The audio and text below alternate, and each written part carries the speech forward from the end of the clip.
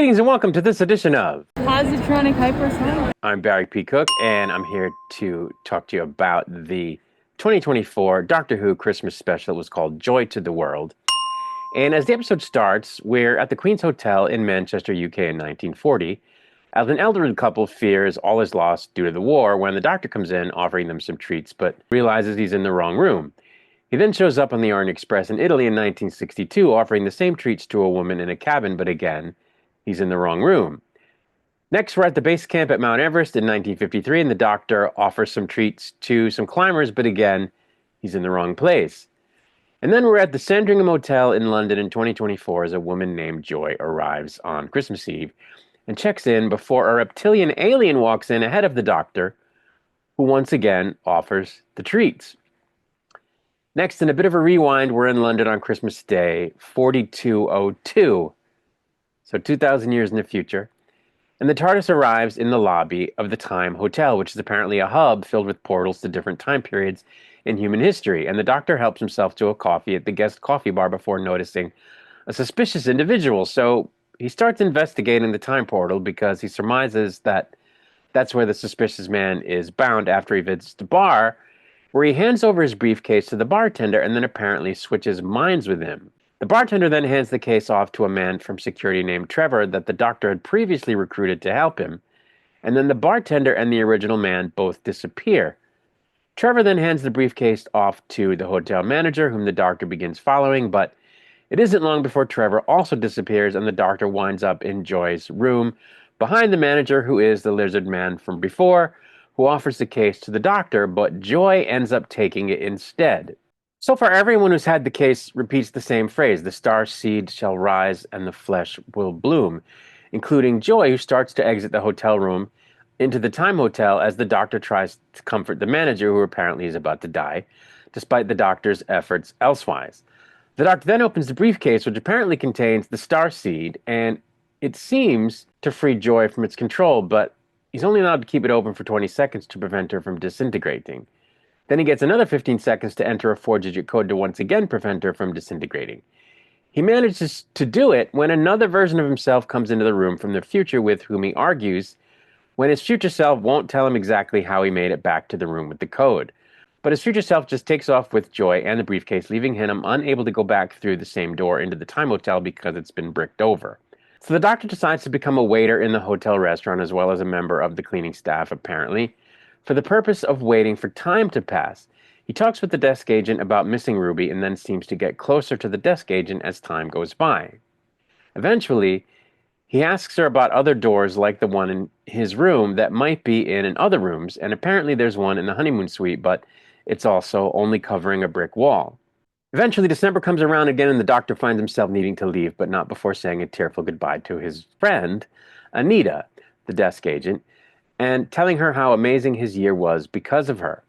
Next, he's in New York City in a hotel room with a portal to the Time Hotel, which is actually operative, and then enters the room with his past self and Joy once again.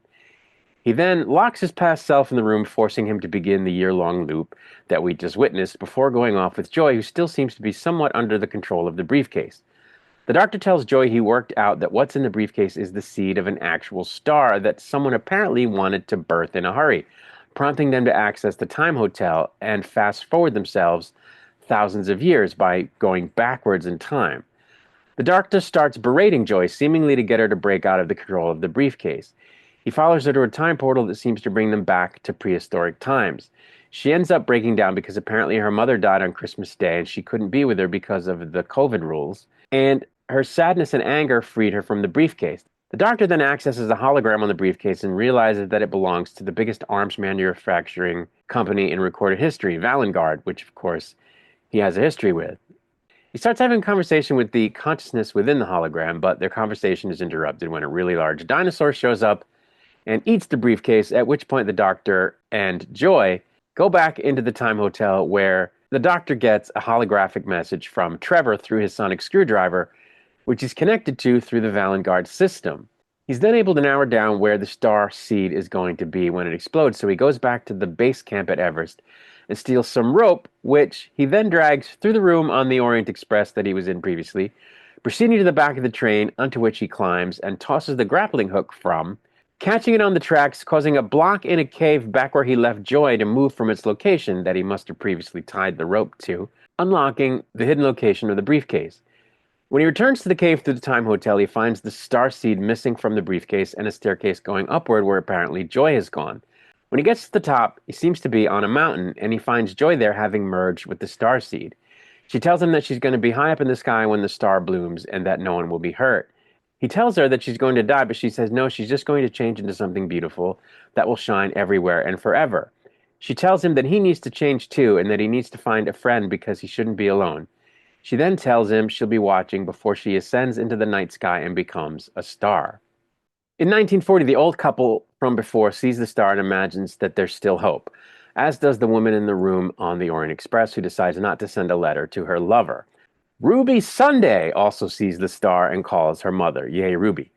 Back at the hotel, Anita plays with the toy TARDIS that the doctor gave her before also seeing the star and being visited by a woman from the Time Hotel who extends her an invitation to work at the hotel, care of the doctor. Back in 2020 at the hospital where Joy's mother died, she says goodbye to Joy on an iPad before also seeing the star and realizing that it's Joy before she passes away.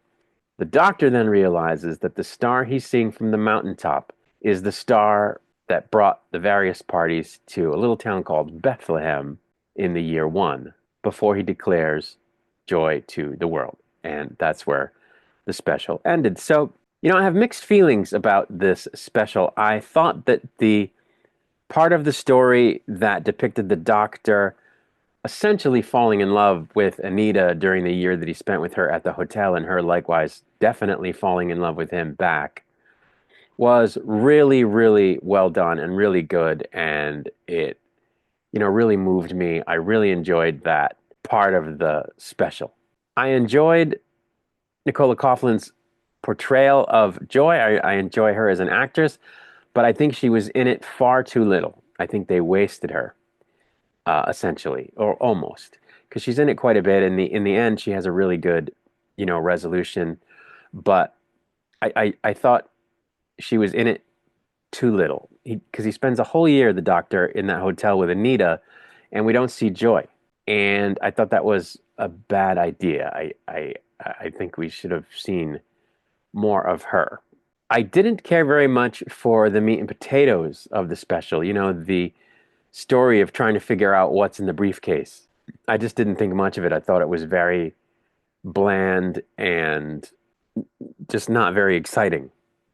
It was kind of just felt like they were going through the motions because there wasn't anything to it. There wasn't any meat to it. It was just kind of perfunctory. So I didn't really enjoy that. I did enjoy seeing Ruby Sunday again, and I enjoy the overall sort of point of it, which is that all of the joy in the world, which I guess in the end they alluded to being tied to the birth of Christ, is from this star, which of course was the brightest star that drew everybody to Bethlehem at Christ's birth.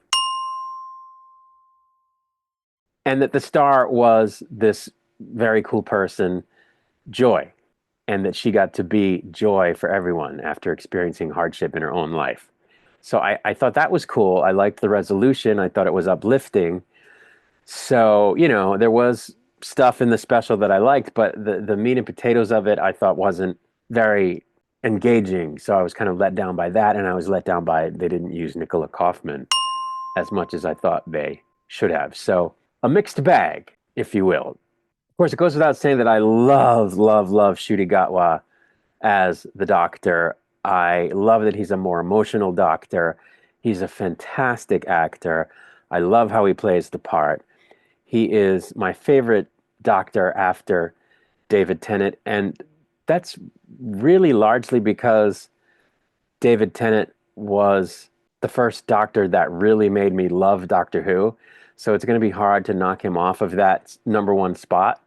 But a very, very, very close second by a hair's breadth is Ncuti Gatwa. He's just excellent in the part, and I haven't loved Doctor Who like I love it now for a long time.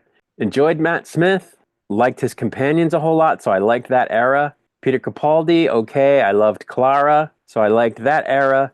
Jodie Whittaker, I didn't have a problem with her. I thought she was okay, perfectly serviceable as the Doctor, but Ncuti Gatwa knocks it out of the park. So I enjoyed him in it, and I think I would have enjoyed it a lot less than I did if someone else had been playing the Doctor in this special, unless, of course, it were David Tennant. But that's all I have to say. We'll get another Christmas special next year, I'm guessing. So I look forward to that. And I'm looking forward to the upcoming season of Doctor Who with Ruby Sunday and a new companion as well. So that's going to be cool. And I'll be back to do reviews of those episodes once we start to get them. For now, I'm going to get out of here. I'll be back with another video soon. Until I return, I wish you peace and long life.